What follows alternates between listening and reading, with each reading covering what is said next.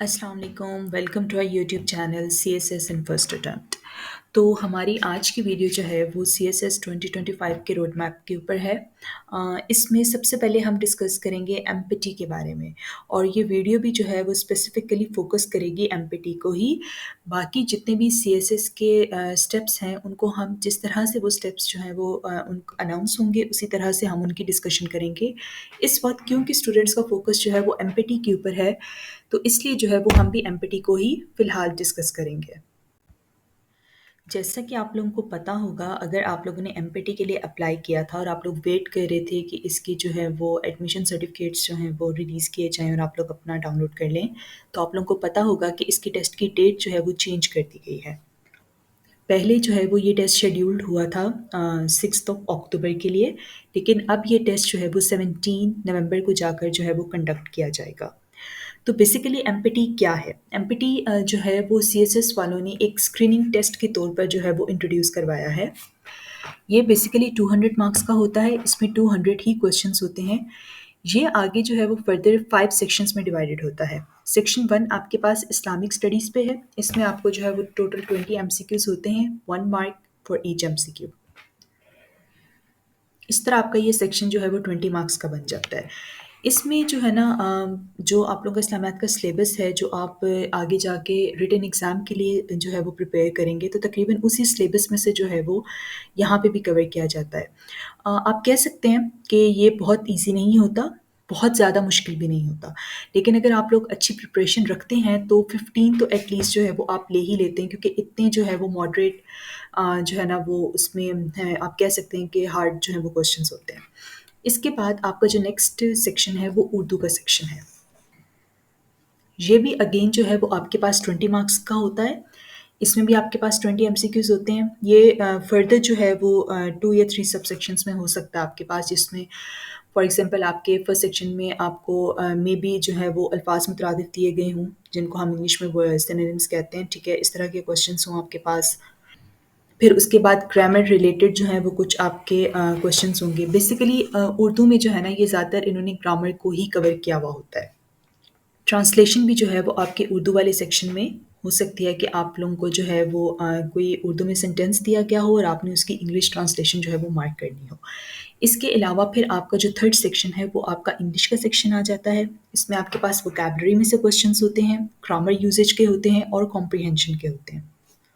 ये आपके पास 50 मार्क्स का होता है और ये भी फर्दर आगे जो है वो सब सेक्शंस में डिवाइडेड होता है, जिसमें आपके पास इन कुछ सिनोनिम्स के क्वेश्चंस होते हैं, कुछ आपके पास जो है वो एंटोनिम्स के क्वेश्चंस होते हैं, कुछ जो है वो basic grammar rules, sentence structure related questions होंगे आपके पास। एक आपको कॉम्प्रिहेंशन गिवन होगी, जिस कॉम्प्रिहेंशन से रिलेटेड फिर आपके पास कुछ क्वेश्चंस होंगे और उनसे आपके मतलब एमसीक्यूज़ होंगे।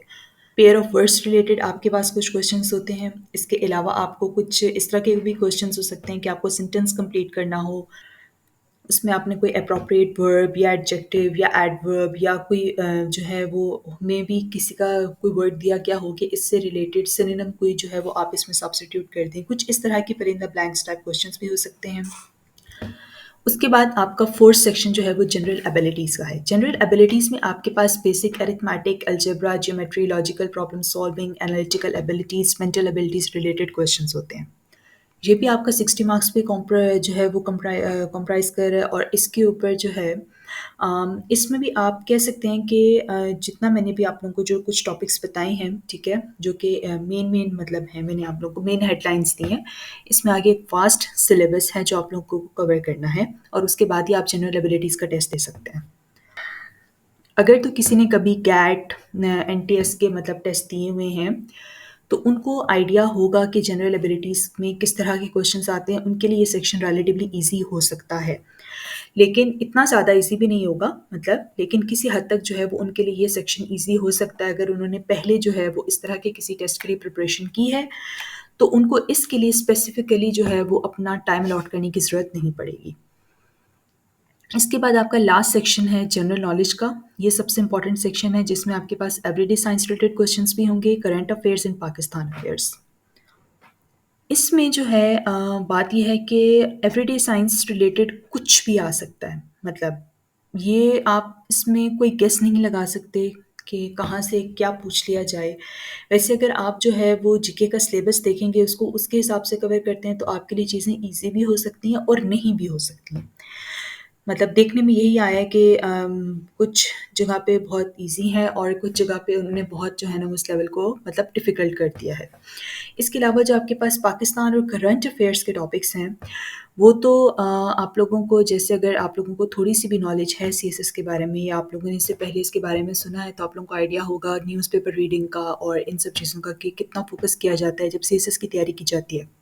अगर आप लोगों ने अगर पाकिस्तान स्टडीज़ आप लोगों का एक फ़ेवरेट सब्जेक्ट रहा है और आपने टिल मैट्रिक या टिल एफएससी और कुछ जगहों पे बैचलर्स में भी जो है वो इसको पढ़ाया जाता है और अगर आपने तब कभी इसको सही अच्छे से पढ़ा है, तो रिलेटिवली आप इस वक़्त इसकी आसानी से तैयारी कर सकेंगे।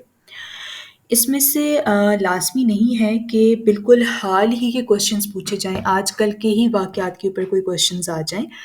इसमें जो है प्री पार्टीशन, पोस्ट पार्टीशन ठीक है, मतलब काफ़ी ज़्यादा क्वेश्चंस आते हैं, प्री पार्टीशन के भी और पोस्ट पार्टीशन के भी। तो अगर आपने एफएससी तक का भी जो है वो पाकिस्तान स्टडीज़ का जो सिलेबस है वो अच्छे से कवर किया हुआ है, तो आप जो है एटलीस्ट 5th सेक्शन के 50 मार्क्स में से 30 मार्क्स स्कोर कर सकते हैं। एटलीस्ट आप इतने आराम से ईज़िली स्कोर कर सकते हैं। बाकी के 20 मार्क्स के जो एमसीक्यूज़ हैं, उनको हम इस तरह से कैटेगराइज़ कर लेते हैं कि फॉर एग्ज़ाम्पल अगर एवरीडे साइंस का कोई ऐसा क्वेश्चन 2-3 एमसीक्यूज़ तो लाज़मी ऐसे कुछ ना कुछ होते हैं कि जो आपको शायद लगे कि आपने पहली दफ़ा सुने हैं या करंट अफ़ेयर्स में या पाकिस्तान अफ़ेयर्स में 5 से 6 एमसीक्यूज़ दोनों के मतलब अलग-अलग से कुछ इस तरह के होंगे कि जो आपको लगेगा कि इन टॉपिक्स के बारे में आपको नॉलेज नहीं है या आपने मिस कर दिए या भूल गए या कन्फ्यूज़ हो गए। ख़ैर 200 मार्क्स का पेपर होता है, लेकिन आपको पासिंग के लिए, क्लियर करने के लिए स्क्रीनिंग टेस्ट को जस्ट 66 मार्क्स रिक्वायर्ड हैं। अगर आप अपनी इस्लामिक स्टडीज़, उर्दू और इंग्लिश की अच्छी प्रिपरेशन कर लेते हैं, तो यहाँ से भी चांसेस हैं कि आप तकरीबन 40 टू 50 जो है, वो इतने आराम से ईज़िली स्कोर कर सकते हैं। रेस्ट आपके पास जनरल एबिलिटीज़, जनरल नॉलेज का जो है वो सेक्शन रह जाता है, इसमें भी आप अच्छे मार्क्स ले सकते हैं। अगर आप लोग मतलब कहने का मतलब ये है कि अगर आप लोगों की अच्छी प्रिपरेशन होती है, तो आप आराम से 100 प्लस स्कोर कर सकते हैं, आराम से कर सकते हैं।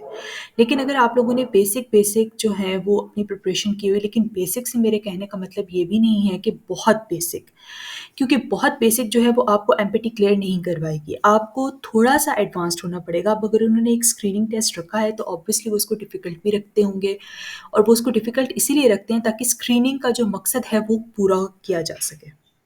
सिलेबसेस की बात कर लेते हैं। इन सब के अपने-अपने सिलेबसेस हैं, जिनको हम बारी-बारी डिस्कस करेंगे। मैं सेपरेटली एक-एक सेक्शन के ऊपर वीडियो बनाऊँगी और उसका सिलेबस डिस्कस करूँगी और उससे रिलेटेड आपको इन्फॉर्मेशन दूँगी कि आप इसके लिए नोट्स भी आपको प्रोवाइड करूँगी और इन्फॉर्मेशन भी आपके साथ शेयर करूँगी। ईज़ी है या हार्ड है? एमपीटी का स्टेज जो है वो सीएसएस एस्पिरेंट्स के लिए ईज़ी है या हार्ड है, ये डिपेंड करता है कि आप कितनी अच्छे से जो है वो अपने एग्ज़ाम की तैयारी करते हैं। कोई भी एग्ज़ाम ईज़ी नहीं होता, लेकिन अगर आपकी प्रिपरेशन अच्छी होती है, तो वो एग्ज़ाम आपके लिए ईज़ी हो जाता है। रिकमेंडेड बुक्स कौन-कौन सी हैं? ये जब मैं आप लोगों के साथ सिलेबसेस डिस्कस करूँगी, तभी मैं आप लोगों के साथ इनके लिए रिकमेंडेड बुक्स भी डिस्कस करूँगी। कितना टाइम एलोकेट करने की ज़रूरत है एमपीटी की प्रिपरेशन के लिए? आवर्स अगर आप दे देते हैं, ठीक है, पर डे, तो आई थिंक सो कि इनफ है, क्योंकि आप लोगों का टाइम जो है वो एक्सटेंड हो गया है। तो इसलिए अब जो हमारे पास एक टाइम विंडो आ रही है, उसके अंदर जो है वो 3 to 4 hours per day I think so कि इनफ रहेंगे एमपीटी की।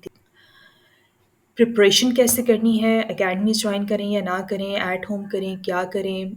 आई रिकमेंड कि आप अकेडमीज़ जॉइन ना करें, बल्कि वही टाइम जो है वो और वही रिसोर्सेज़ जो हैं वो आप अपने ऊपर इन्वेस्ट करके घर में अपनी सीएसएस की प्रिपरेशन, टारगेट आपने ये रखना है कि आपने 90% स्कोर करना है, क्योंकि हमेशा जो आप अपना टारगेट रखते हैं, रेयर केसेस में वो अचीव होता है, लेकिन आप कहीं उसके करीब-करीब जो है वो जाकर लाई करते हैं। फॉर एग्ज़ाम्पल अगर आप 90% टारगेट रखते हैं और आप 80% भी अचीव कर लेते हैं, तो वो आपकी सेल्फ सैटिस्फैक्शन के लिए एक अच्छी चीज़।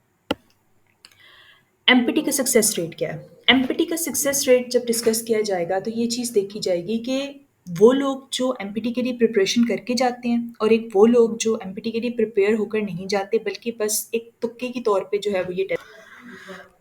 अगर तो आपकी प्रिपरेशन अच्छी है, तो प्रिपेयर्ड स्टूडेंट्स का सक्सेस रेट जो है वो 90% प्लस है। और अगर आप जो है वो जस्ट तुक्का बेसिस पे जा रहे हैं और एक ब्रिलियंट स्टूडेंट रहे हैं अपनी यूनिवर्सिटी में, तो फिर भी आपके पास 60 टू 70% चांसेस हैं कि आप जो हैं वो पास कर जाएँगे।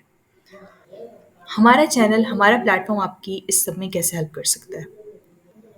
हम आपको स्टेप बाय स्टेप गाइड करेंगे, आपको सिलेबसेस भी देंगे, आपको बुक्स भी रिकमेंड करेंगे, आपको नोट्स भी देंगे, आपको लेक्चर्स भी देंगे, आपके क्वेश्चंस के आंसर्स भी देंगे, आपके कन्फ्यूजन्स को भी क्लियर करेंगे और आपके कॉन्सेप्ट्स को भी। और आपका कॉन्फिडेंस भी बूस्ट करेंगे ताकि आप अपने एमपीटी के लिए कॉन्फिडेंट होकर जाएँ और इंशाल्लाह अच्छी ग्रेड्स लेकर वापस आएँ। उम्मीद है कि आप लोगों को आज की वीडियो अच्छी लगी होगी। अगर आप लोगों के मज़ीद कोई भी क्वेश्चंस हैं एमपीटी के बारे में, तो आप लोग हमें कमेंट सेक्शन में पूछ सकते हैं। इंशाल्लाह कल दिन तक जो है वो आप लोगों के साथ एमपीटी के इस जर्नी की नेक्स्ट वीडियो शेयर कर दी जाएगी। So stay tuned, like and share the video and subscribe the channel. Jazakallah, Allah Hafiz.